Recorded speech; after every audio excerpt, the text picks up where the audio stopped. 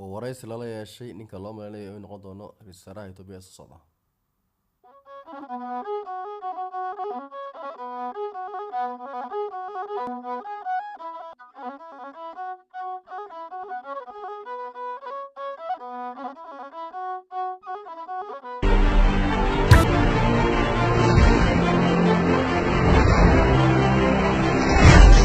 The Horn of Africa is a melting pot of diversity.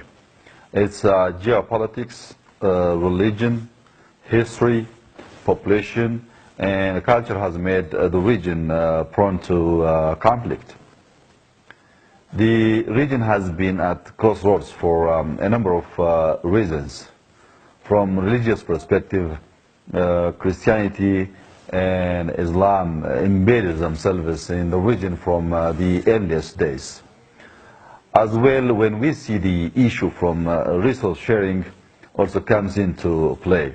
As an instance, the Nile originates in this region and flows through to Egypt, lacking nation and a mortal association for survival. As a result, these differences have allowed outsiders to play global proxy politics in the geopolitical orientation in the global arena.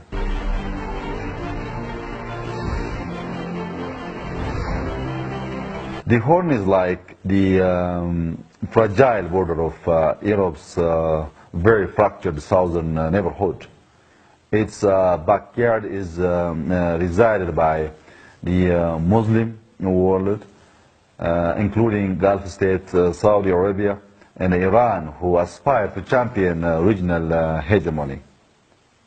The recent fallout of Qatar and regional rivalry between Sunni and Shia spilling into the region brought Gulf states, Qatar, Saudi and Iran fighting for influence in the Horn of Africa.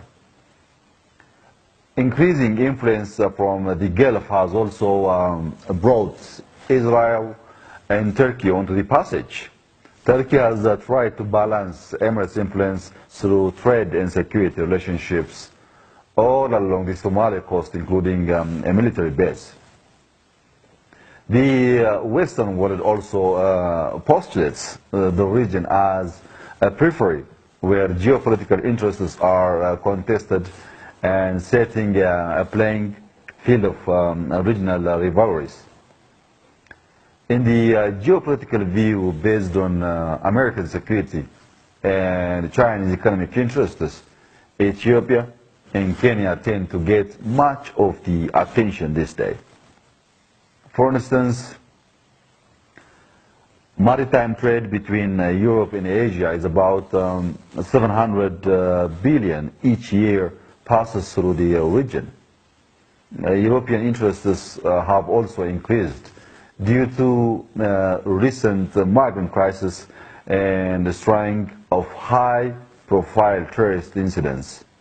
Consequently, funding for the Horn has increased, emphasizing European influence in the region. Well, financially, East Africa's growing economic power has seen heavy investment from India, which is closing in on China as the region's biggest trading partner. We also consider America and Europe as a major partner in trade alongside more specialized interests, such as the Israel involvement, intelligence and security matters, and the Russian arms trade and the security sectors.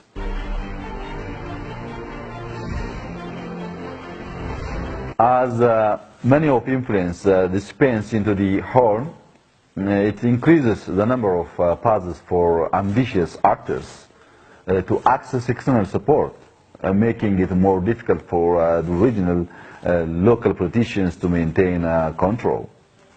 In fact, the Horn is witnessing inter-ethnic conflicts. For example, the conflict in Gambela between Anuak and Nuer, pitting Ethiopia against South Sudan. And the conflict between Afar and Isa Somalis pitting Ethiopia against Djibouti and Eritrea. As well, the conflict between Borana Oromos and Gauri Somali pitting Ethiopia again, Kenya and Somalia against each other is also another recent case. Conflict among Ogaden and other Somali clans pitting Ethiopia against Somalia also falls within recent memory.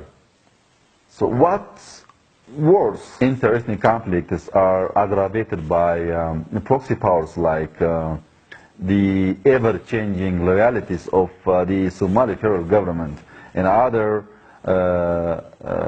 in the region tied to financial and strategic interests are influenced by Saudi Arabia, Qatar, Iran, and Turkey.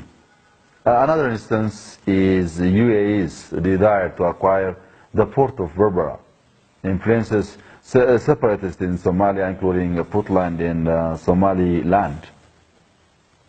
And just recently, the role of Gulf State and Saudi in the Yemeni conflict that involves Sudanese military, along other, has intensified regional stability. This conflict can have a destabilizing effect in the region by disrupting the regional balance of power as countries in the Horn decide to lean on the support on external powers one after another.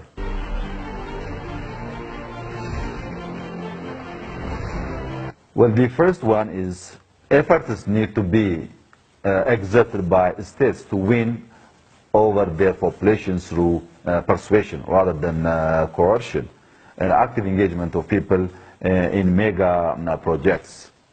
This will prevent discontents from creating new loyalties that are easily exploited from within or by external actors.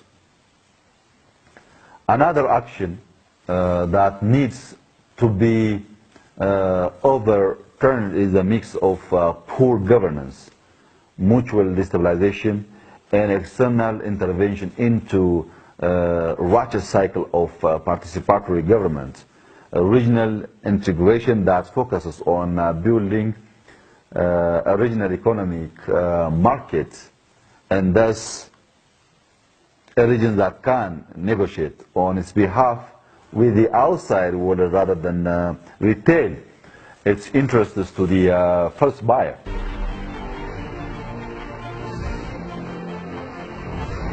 Well, considering the fact that we are at the very core of the regional political dynamics, first, Ethiopian geopolitical position in the Horn of Africa, and second, our involvement as an important peacekeeper in the region, third, our leverage on shared water resources like the Nile, Shabelle, Omo, and others.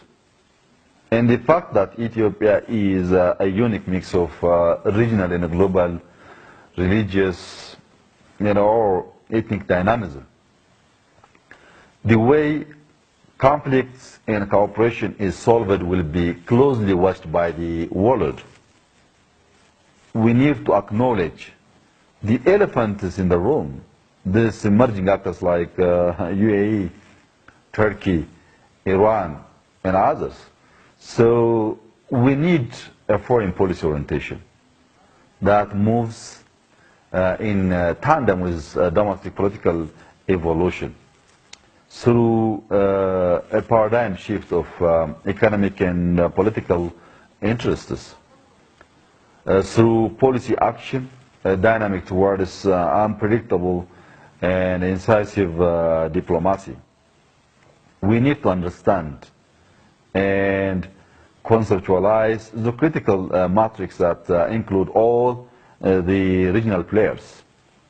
We need to take into consideration regional tensions like unresolved border conflict between Ethiopia and Eritrea. Also power projection by proxy forces like Ethiopia, and Egypt competing to shape the future of Eritrea, Somalia, and most probably South Sudan, as well as a competition or cooperation for shared cross-border resources such as the Nile. So this policy orientation might give us a base to understand the situation and to take action to resolve all problems. Thank you very much.